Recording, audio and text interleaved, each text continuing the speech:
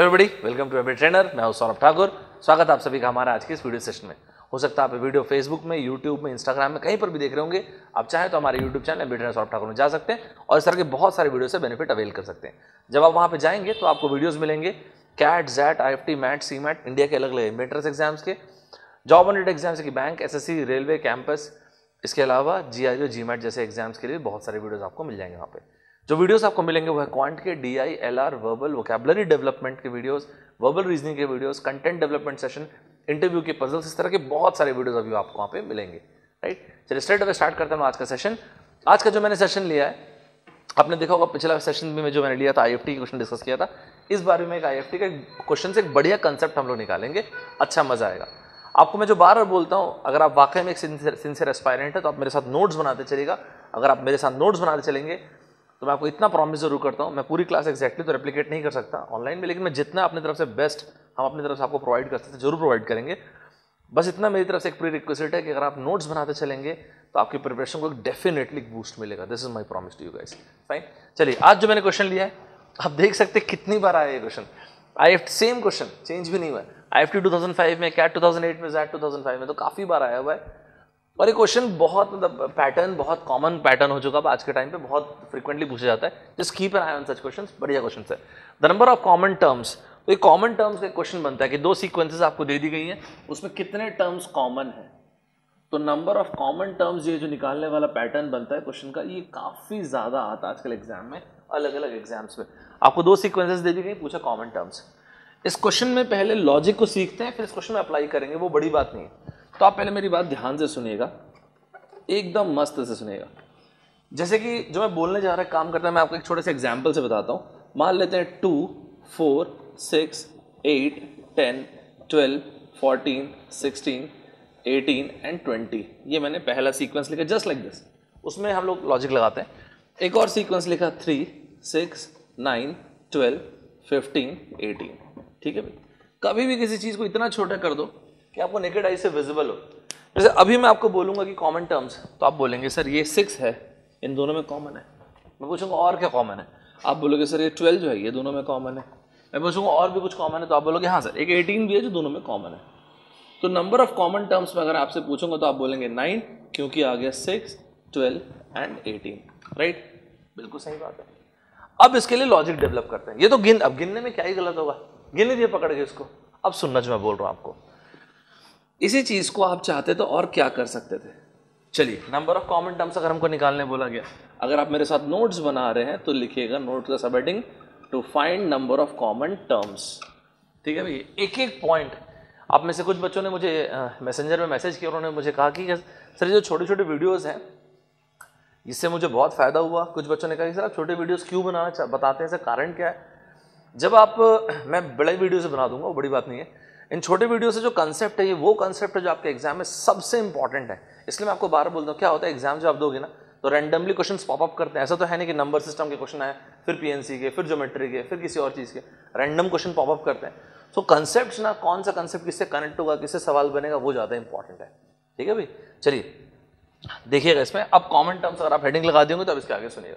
सबसे पहले आप क्या करें, सबसे पहले जो दो सीक्वेंसेस आपको दी गई हैं, इन दोनों की दोनों सीक्वेंसेस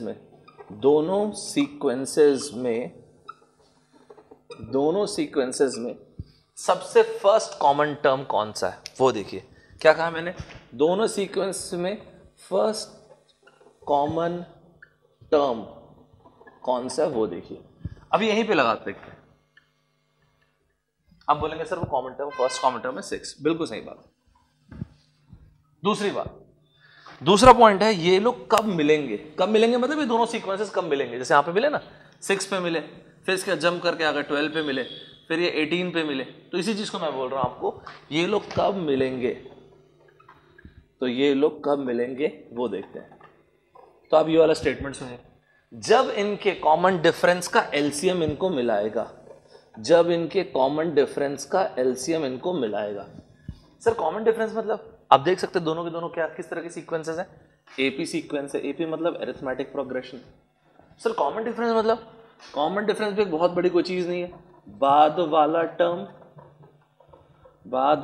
टर्म माइनस पहले वाला टर्म, ठीक है भाई।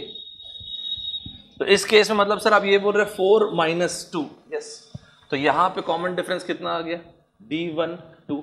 सर यहां पे आप बोल रहे हैं 6 माइनस 3, यस, कोई भी ले लीजिए, बाद वाला माइनस पहले कॉन्जिक्यूटिव ना, 9 माइनस 6 12 माइनस 9, तो यहां पे D2 अपना हो गया 3, ठीक है भाई। चलिए, तो यहां पे इसका एलसीएम किसका निकालेंगे, एलसीएम निकालेंगे 2 3 का एलसीएम हो गया 6। अग्री करते हैं, ठीक बात है। इसके बाद आपको ध्यान होगा तो एपी में हम लोग एक फॉर्मूला यूज करते हैं nth टर्म निकालने के लिए, कौन सा, T of n is equals to A plus n minus 1 into d. और अगर हमको लास्ट टर्म चाहिए, लास्ट टर्म पता हो तो हम इसको L भी लिख देते हैं। तो इसी चीज को हम लोग फिर थोड़ा सा रीअरेंज कैसे कर सकते हैं, n is equals to last term minus first term divide by common difference plus 1। Super, याद रखिए, ठीक है। इसको मैं बता रहा हूं, लेकिन इसके पहले इसी को थोड़ा स्पीड अप करने के लिए मैं आपको ये कहता हूं, हमेशा हमेशा ये देखो कि दोनों में से छोटी सीक्वेंस कौन सी है। अब 18 के बाद तो और कहीं से कॉमन आएगा यार, जब ये सीक्वेंस ही 18 में फिनिश हो जाएगी तो समझ रहे मेरी बात आप, जब ये सीक्वेंस 18 में फिनिश हो जाएगा तो 18 के बाद कहां से कॉमन आ जाएगा। कहने का मतलब छोटी सीक्वेंस पे नजर रखें आप, छोटी सीक्वेंस को ध्यान दें। अग्री करते हैं भाई, डिविजिबल है कि नहीं वो सब छोड़ो, अब चलो छोटी सीक्वेंस को लेके यहां पे आ जाओ। Number of terms 18, last term 18। Sir मान लीजिए अगर ये 19 तक गया तो 19 ले लेते, क्योंकि इंटीग्रल वैल्यू लोगे ना आप। 18 माइनस फर्स्ट कॉमन टर्म 6, बिल्कुल सही बात है। कॉमन डिफरेंस ये था 6 plus 1, 12 divide by 6 plus 1, answer आ गया 3। यही तो हमारा आंसर आया था 3। ये देखिए, 4 चीजें मैंने आपको बोला है, मैंने आपको बोला नोट बनाइएगा, कॉमन टर्म्स, 2 एग्जाम्पल लिखा, सीक्वेंस लिखा, मतलब ये 2 को डिविजिबल है 3 से। 4 चीजें मैंने आपको बोला, एक भी मिस नहीं करना आपको। पहला पॉइंट, दोनों सीक्वेंसेस का फर्स्ट कॉमन टर्म कौन सा है, फर्स्ट कॉमन टर्म कौन सा है, 6 है। सेकंड पॉइंट, ये लोग कब मिलेंगे, जब इनके एलसीएम का, जब इनके कॉमन डिफरेंस का एलसीएम इनको मिलाएगा। थर्ड पॉइंट, मैंने बोला टीएन, टीएन से हम लोगों ने क्या लिखा, number of terms. Number of terms मतलब नंबर ऑफ कॉमन टर्म्स है ना, अदरवाइज इसका पॉइंट का कोई मतलब ही नहीं होगा। नंबर ऑफ टर्म्स नहीं, number of common terms, right. छोटी सीक्वेंस को देखें, इससे स्पीड जनरेट होगी, मतलब इसको हम लोग यहां यूज करके देखते हैं। चलो 4 चीजें बोला, चारों की चारों चीजों को करते हैं। सबसे पहली चीज, दोनों सीक्वेंस का फर्स्ट कॉमन टर्म, ये रहा 21। चलो डन एंड डस्टेड, पहली चीज हम लोगों ने किया 21 आउटकम आया। सेकंड, ये लोग कब मिलेंगे, जब इनके कॉमन डिफरेंस के एलसीएम इनको मिलाएगा। 21 माइनस 7, 21 माइनस 7 5, 21 माइनस 16 इज 6, मतलब सबसे पहले वाले का कॉमन डिफरेंस हो गया 5, सेकंड वाले का कॉमन डिफरेंस हो गया 6। ये मैंने उसको 21 लिखा था। अग्री करते हैं। तो ये लोग कब मिलेंगे, जब इनके कॉमन डिफरेंस का एलसीएम 5, 6 मतलब 30। Oh sorry, 5 नहीं, I'm really sorry for this, 4.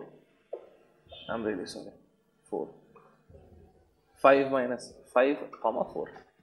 ठीक बात है भाई। सो एलसीएम इसका हो गया, यहाँ पर डिफरेंस 5 नहीं, sorry 4, this is 4, this is 5। So LCM ये लोग कब मिलेंगे, जब इनके कॉमन डिफरेंस के एलसीएम इनको मिलाएगा। तो एलसीएम किसका 4 और 5 है, कितना हुआ भाई, 20 आ गया। This point is also done and dusted.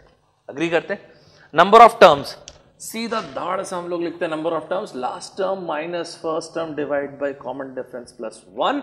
मैंने बोला लास्ट टर्म, छोटी सीक्वेंस को पिक करो, चलो टाइम मत लगाओ इसमें। 417 के बाद क्या ही कॉमन मिलेगा यार, 417 तो सर डिविजिबल नहीं, लिख तो दो, इंटीग्रल वैल्यू तो लेनी है। 417 माइनस क्या था भाई, फर्स्ट कॉमन टर्म 21, ये रहा 21, डिवाइड बाय कॉमन डिफरेंस, किससे डिवाइड करूं, 2020 से प्लस 1। सर ये कैसे हुआ, देखो सबसे पहले दोनों सीक्वेंसेस का फर्स्ट कॉमन टर्म 21। दूसरा पॉइंट, ये लोग कब मिलेंगे, जब इनके जब इनके कॉमन डिफरेंस का एलसीएम इनको मिलाएगा। कॉमन डिफरेंस, पहले वाले का कॉमन डिफरेंस 4, दूसरे वाले कॉमन डिफरेंस 5, इसके एलसीएम 4 और 5 के एलसीएम 20। अग्री करते नहीं करते अभी। दूसरी चीज, तीसरा पॉइंट, इसमें नंबर ऑफ टर्म्स निकाला, नंबर ऑफ कॉमन टर्म्स। ये हो गया। इसको तुरंत सॉल्व मत करो, पहले छोटी सीक्वेंस को पकड़ो। छोटी सीक्वेंस में इसलिए बोल रहा हूं कि उस रास्ते पे आप नहीं जाएंगे। किस रास्ते पे, कि लास्ट कॉमन टर्म क्या है, छोड़ो वो सब, छोटी सीक्वेंस को पकड़ो, लिख दो। अग्री करते हैं भाई। 417 माइनस दिस इज 396, तो ये हो गया 396 डिवाइड बाई 20। मैं आपको यही एक्चुअली दिखाना चाहता था। सर मतलब ये डिविजिबल है क्या 396? ना रहे डिविजिबल, क्या करना है सर? लेकिन अगर इसको एक इंटीग्रल नंबर हम लोग देखें 19, अग्री करते भाई? 19 20 टाइम्स एंड 2 टाइम्स कितना हो जाए 38, तो 380 plus 1 is 2020। There are 20 common terms. Integral value लो ना, क्या दिक्कत है? चलो देखें, ऑप्शन चेक करें। 21 नो इनकरेक्ट, 19 इनकरेक्ट, 91 तो आ ही नहीं सकता, नन ऑफ दीज ये आंसर। अच्छा क्वेश्चन है, मेरे ख्याल से आप लोगों ने इसमें कुछ सीखा होगा, बढ़िया सवाल है, राइट? क्लियर अभी? तो मेरे ख्याल आपको समझ में आया होगा। आपको क्या करना है ना, मुझे कमेंट बॉक्स में आपको क्या बताना है, आपको इसी सीक्वेंस को लेके जाना है। ये वाली जो सीक्वेंस है 417, ये इसी तरह से आपको लिख के दिया गया है और आपको बोला गया है अप टू, लास्ट टर्म यहां पे दिया नहीं गया, अप टू, दोनों में लिखा गया अप टू 1000, अप टू 1000। कितने ऐसे, सबसे पहले आपको दो चीजें निकालनी पड़ेंगी। पहली चीज, अप टू 1000 में कितने ऐसे टर्म्स हैं जो इस सीक्वेंस में आएंगे, ठीक है भाई? तो वो लिखेगा, एन टर्म खुद से ढूंढेगा, ऐसे ही इस टर्म को लेके चलेगा, अप टू 1000 ये सीक्वेंस जाएगा। आप चाहे तो लास्ट कॉमन टर्म देखें, कोई दिक्कत की बात नहीं। छोटी सीक्वेंस यहाँ पे तो इमैटेरियल हो जाएगी, छोटी सीक्वेंस को चाहे तो वैसे भी देख सकते हैं, ठीक है भाई? तो दोनों को अप टू 1000 जो लास्ट डिविजिबल टर्म है जो इस सीक्वेंस में आएगा, लास्ट डिविजिबल टर्म इसमें, आप मुझे बताइएगा दोनों में कॉमन टर्म्स कितने आएंगे, ठीक है? चलिए आज का सेकंड सवाल देखते हैं। आज का सेकंड सवाल जो मैंने लिया ये भी IFT 2005 का ही सवाल, आप देख सकते हैं, आपके स्क्रीन पे सवाल विजिबल होगा। The largest number in the sequence this, छोटी सीक्वेंस दी गई, IFT 2005 क्वेश्चन है। वंस अगेन यहाँ पे जो सीखने लायक चीज है, जब भी हम लोग पावर वगैरह देखते हैं तो हमारे दिमाग में क्या आता है? हमारे दिमाग में दो चीजें आती है बेसिकली, लॉग एंड इंडाइसेस वाली चीजें, अग्री करते हैं? जैसे मैं आपको ऐसा लिख के दूं 3 to the power of 27 to the power of x या फिर 27 to the power of 3 to the power of x, तो आप क्या बोलेंगे? मैं पूछूं what is the value of x, तो आप क्या करेंगे? मुझको समझाना है इसलिए मैं थोड़ा सा स्टेप बाय स्टेप बताता हूँ। ऐसा एक ब्रैकेट लगा दिया, तो ये हो गया 3, 27 को मैं ऐसा लिख सकता हूँ। ब्रैकेट सिर्फ इसलिए लगा रहा हूँ ताकि आप में से जिन बच्चों को जैसे पावर वगैरह में दिक्कत होती है, पावर में दिक्कत ना हो, that is it. So this is 3 to the power of 3 और ये हो गया 3x and this is 3 to the power of 3 1 plus x। तो इंडाइसेस में बेसिकली यही तो करते हैं भाई, कंपेयर कर दिए, दोनों की दोनों चीजें सेम है तो पावर से कंपेयर कर दिए। So this is 3x is equals to 1 plus x, तो x कितना हो गया? Half. It's a very beautiful example of indices. Sir ये आपने क्यों बताया? क्योंकि जो चीज आपको लिख के दी गई है 2 to the power of 1/2, 3 to the power of 1/3 and 4 to the power of 1/4। अगर आप इस चैनल के एविड फॉलोअर होंगे तो आपको पता होगा मैंने लॉग पे 3 पार्ट में वीडियो बनाया, तो बहुत मेरे ख्याल से तो काफी अच्छा उपयोगी वीडियो है। अच्छा है कि नहीं वो तो आखिर आप डिसाइड कीजिएगा, लेकिन काफी यूजफुल है वीडियो कॉम्पिटिटिव एग्जाम के हिसाब से। तो अगर आप उसको देखे होंगे तो बढ़िया बात है, नहीं देखें जरूर देखिएगा। सम वे आप बिलीव नहीं करोगे, सम हाउ और द अदर हर एक कॉम्पिटिटिव एग्जाम में लॉग का चाहे एक क्वेश्चन आए, चाहे 2 क्वेश्चन आए, चाहे 3 क्वेश्चन आए, लेकिन लॉग एक ऐसा टॉपिक है ना जो MBA के सारे एग्जाम में आपको दिखेगा, SSC में दिखेगा, आजकल बैंक में आने लग गया। तो इतने सारे एग्जाम में लॉग का एक दो क्वेश्चन आता ही है। अगर आप GRE देंगे तो आपको उसमें मिल जाएगा, GMAT के पेपर्स में आपको मिल जाएगा, तो बहुत जगहों पे लॉग के क्वेश्चन आते हैं। Just keep an I on this, अच्छा टॉपिक है लॉग, ठीक है भाई? तो अगर नहीं देखें तो पहले उस वीडियो को जरूर देखिएगा, उसके बाद ये वाला पॉइंट सुनिएगा। अगर मैं चाहूँ तो यहाँ पे log to the base 10 ले लूँ, ठीक है भाई? तो पावर उठ के आगे आ गई, तो ये कैसा हो जाएगा? Half, this is log 2 to the base 10, ये हो जाएगा 1/3 log 3 to the base 10, this is 1/4 log 4 to the base 10। Correct point है, log 2 to the base 10। हालांकि सब बहुत आसान वैल्यूज होती है, मैं उम्मीद कर रहा हूँ कि आपको पता हो। नहीं भी पता होगी तो एक बार log का वीडियो देखिएगा, मैंने उसमें याद भी करवा दिया आपको values. This is 0.30, this is 0.477, ठीक है, चलो 0.48 अप्रोक्सीमेटली, दिस इज दिस। इसका डबल कर देंगे ना 2 स्क्वायर, मतलब बेसिकली 0.6021 होता है, चलेगा इतना। अब यहीं पे आप देखो, इसको आप डिवाइड कर दिए तो कितना आ गया? 0.15। इसको आप डिवाइड कर दिए 16×3 = 0.16। इसको आप डिवाइड कर दिए 0.15। करेक्ट है? तो एक तो ये तरीका हो गया आंसर को निकालने का। आपने बोला कौन सी बड़ी वैल्यू है ये, इसका मतलब हो गया 10। बिल्कुल ठीक बात है। मैं आपको बता रहा हूं ये क्वेश्चन कैट में भी एक बार पूछा हुआ है, ठीक है? उसमें भी उन्होंने हाईएस्ट वैल्यू पूछा था, उसमें इसके साथ और दो वैल्यूज थे 6 to the power of 1/6 and 12 to the power of 1/12, वो भी था। ये तो है ही, लेकिन इस क्वेश्चन को हम लोग एक और तरीके से बना सकते हैं, ठीक है भाई। और वो कैसे? 2 टू द पावर ऑफ 1/2 ये दिया हुआ है, 3 टू द पावर ऑफ 1/3 दिया हुआ है, 4 टू द पावर ऑफ 1/4। यही क्वेश्चन जब कैट में आया था तो उसमें ये चीजें भी लिखी हुई थी, 6 to the power of 1/6 and 12 to the power of 1/12, ये दोनों चीजें भी थी इसमें। तो काम करता हम उसको भी ले लेते हैं। अब मेरी बात सुनो, कभी भी किसी चेंज को करो तो थ्रू आउट करो, का मतलब ये रहा 2, 3, 4, 6 एंड 12, सभी लोगों के डिनोमिनेटर को पकड़ा हम लोगों ने, एलसीएम निकाल दिया 2, 3, 4, 6, 12, ठीक है भाई। तो इसका एलसीएम कितना आ गया? 12। तो इससे आप क्या चाहते हैं? सभी लोगों को 12 से मल्टीप्लाई कर दिए। सर इससे क्या होगा? चलिए देखें ना क्या होता है। This is 2 to the power of 6, this is 3 to the power of 4, 4 to the power of 3, 6 to the power of 2, 12 to the power of 1, correct? What is 2 to the power of 6? This is 64, this is 81, 64, 36 and 12. This is the highest value. Once again, this is the highest value. और not only this, हम लोग तो इसके अलावा 6 और 12 को भी यहाँ पे लगा दिए।